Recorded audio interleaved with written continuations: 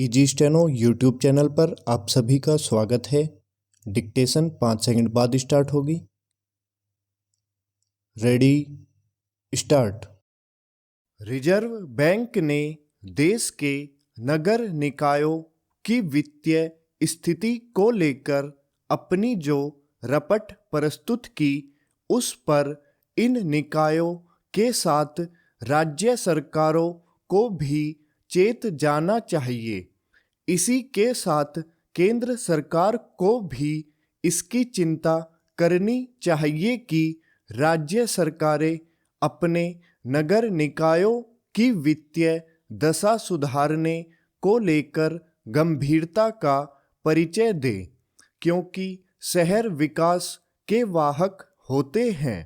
यदि स्थानीय निकायों की स्थिति नहीं सुधरी तो वे समस्याओं से घिरे रहेंगे। इसके दुष्परिणाम स्वरूप शहरों में रहन सहन का स्तर तो प्रभावित होगा ही, वे अर्थव्यवस्था को संबल भी नहीं दे सकेंगे।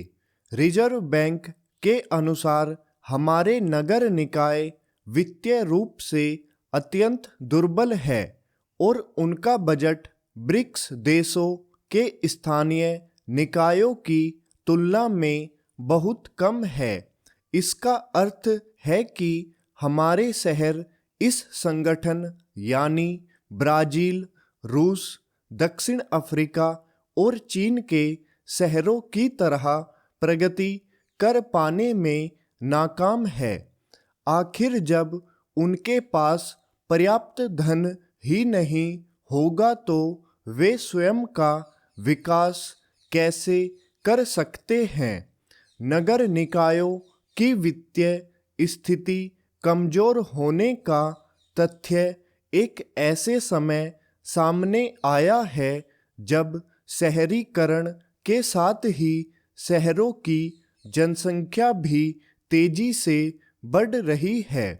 यदि शहरों का बुनियादी ढांचा नहीं सुधरा तो वे आबादी के बढ़ते बोझ को वहन करने में समर्थ नहीं होंगे। इसकी अनदेखी नहीं की जानी चाहिए कि कमजोर बुनियादी ढांचे वाले शहर आर्थिक रूप से अपेक्षित प्रगति नहीं कर सकते। यदि देश को आर्थिक रूप से सबल बनाना है तो शहरों के बुनियादी ढांचे को मजबूत करना ही होगा। यह काम तभी संभव है जब स्थानीय निकाय वित्तीय रूप से सबल हों। चूंकि हमारे छोटे बड़े शहरों के स्थानीय निकाय लाल फीताशाही और भ्रष्टाचार से ग्रस्त है, इसलिए वे वैसे बुनियादी ढांचे का निर्माण करने में असमर्थ हैं जैसा आवश्यक है। स्थानीय निकायों के पास राजस्व जुटाने के जो उपाय हैं वे न केवल सीमित है बल्कि भ्रष्ट तौर तरीकों से ग्रस्त है। वे राजस्व के लिए राज्य सरकारों पर निर्भर रहते हैं, जबकि उन्हें आत्मनिर्भर होना चाहिए। ऐसा नहीं है कि वे राजस्व के मामले में आत्मनिर्भर नहीं हो सकते, लेकिन उनकी लचर कार्यप्रणाली और कुप्रबंधन इसमें एक बड़ी बाधा बनी हुई है।